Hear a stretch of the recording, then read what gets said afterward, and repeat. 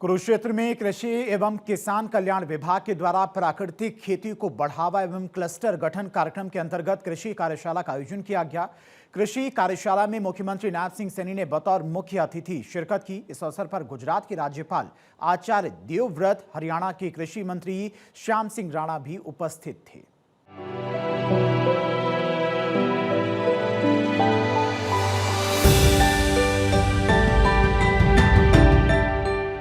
मुख्यमंत्री नायब सिंह सैनी ने कहा, एपेडा एजेंसी से प्रमाणित प्राकृतिक व जैविक किसानों को 5 वर्षों की अवधि के लिए प्रतिवर्ष 10,000 रुपए प्रति एकड़ की वित्तीय सहायता दी जाएगी। किसानों को जैविक खेती प्रमाणीकरण के लिए हरियाणा राज्य बीज प्रमाणीकरण एजेंसी को प्रमाणीकरण संस्था बनाया जाएगा। उन्होंने बताया कि पंचकुला, यमुनानगर, करनाल, सोनीपत, रोहतक, गुरुग्राम, फरीदाबाद, हिसार, चरखी दादरी और नारनौल में प्राकृतिक और जैविक किसानों को कृषि उपज बेचने के लिए मंडियों में जगह उपलब्ध करवाई जाएगी।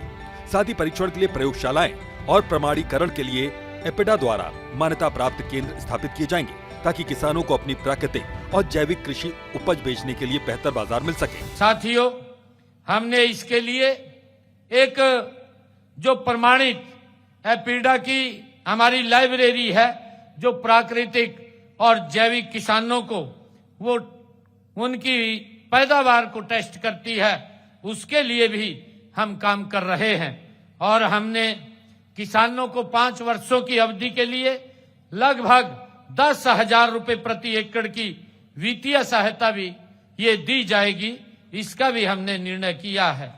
और साथियों, कृषि विभाग ने स्वामित्व वाली हमारी लगभग जो हमारी कृषि विभाग की जमीन है, उस ये लगभग 800 एकड़ जमीन है, उसको हम जो ठेके के ऊपर जमीन देते हैं उसको 10 साल की लीज पर दिया जाएगा। और उसमें भी हमने ये निर्णय किया है कि इसके अंदर प्राकृतिक खेती ही करेंगे, जिससे कि साथियों उसका जो सामान है उनकी मंडियां भी हमने सुनिश्चित की हैं, ताकि उसको माल बेचने में भी कोई दिक्कत परेशानी खड़ी ना हो।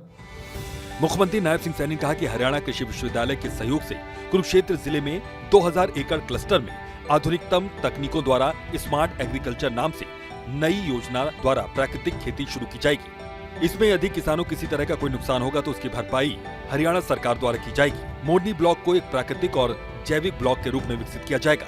साथियों, प्राकृतिक खेती योजना के तहत हमने 2500 किसानों को 4 ड्रम प्रति किसान की दर से 75 लाख रुपए 1171 देसी गायों की खरीद के लिए 2,97 लाख रुपए देने का काम किया है।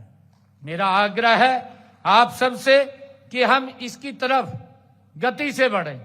और मैंने अभी बजट के अंदर भी ये घोषणा की थी कि हम 2000 एकड़ का एक प्राकृतिक फार्म खेती करेंगे, और वो 2000 एकड़ हमने आपके फार्म के नजदीक उसको चिन्हित किया है हमारे अधिकारियों ने।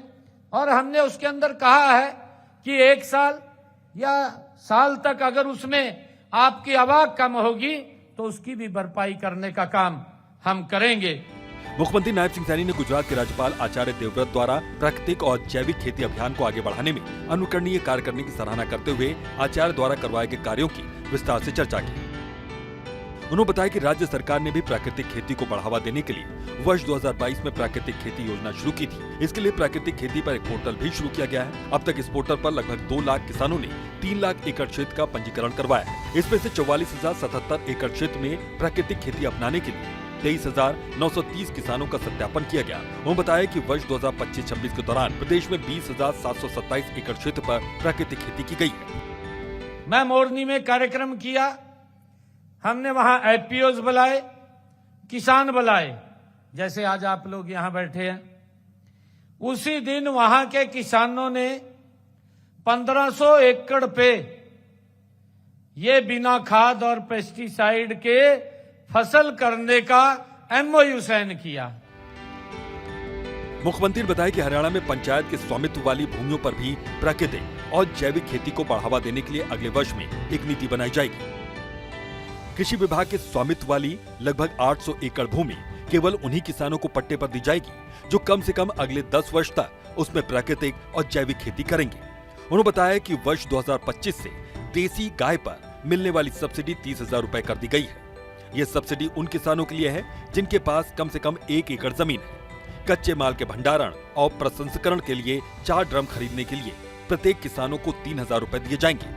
प्राकृतिक खेती योजना के तहत 2,500 किसानों को 4 ड्रम प्रति किसान की दर से 75 लाख रुपए, 1,171 देसी गाय की खरीद के लिए कुल 2,97,00,000 रुपए अनुदान राशि सीधा किसानों के बैंक खाते में डाली जा चुकी है। चंडीगढ़ से डॉक्टर थानेश्वर शर्मा की रिपोर्ट।